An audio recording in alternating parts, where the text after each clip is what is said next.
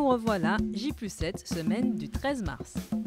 C'est une semaine marquée par la visite de Ségolène Royal, la ministre de l'Environnement, de l'Énergie et de la Mer.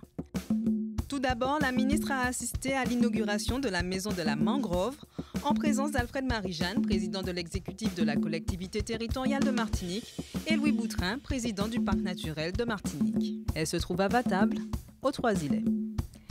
Ensuite, toujours pour l'environnement, c'est une convention de partenariat pour un appui financier de 350 000 € qui a été signée entre la CTM et le ministère de l'Environnement, de l'Énergie et de la Mer, représentés respectivement par Alfred Marie-Jeanne, président de l'exécutif de la collectivité territoriale de Martinique, et Ségolène Royal.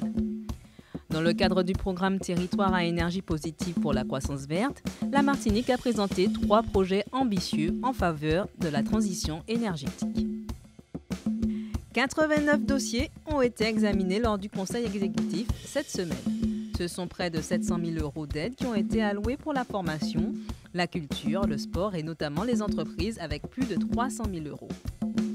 C'était également la Semaine nationale du handicap. Plus fort ensemble, le thème de l'édition 2017. Il s'agit d'informer le grand public sur les aides de la collectivité en faveur des personnes en situation de handicap, de mettre en lumière les associations intervenant dans le secteur social et médico-social et de susciter des réflexions autour des problématiques liées au handicap. Et voilà, J+7 c'est terminé. Je vous dis à la semaine prochaine.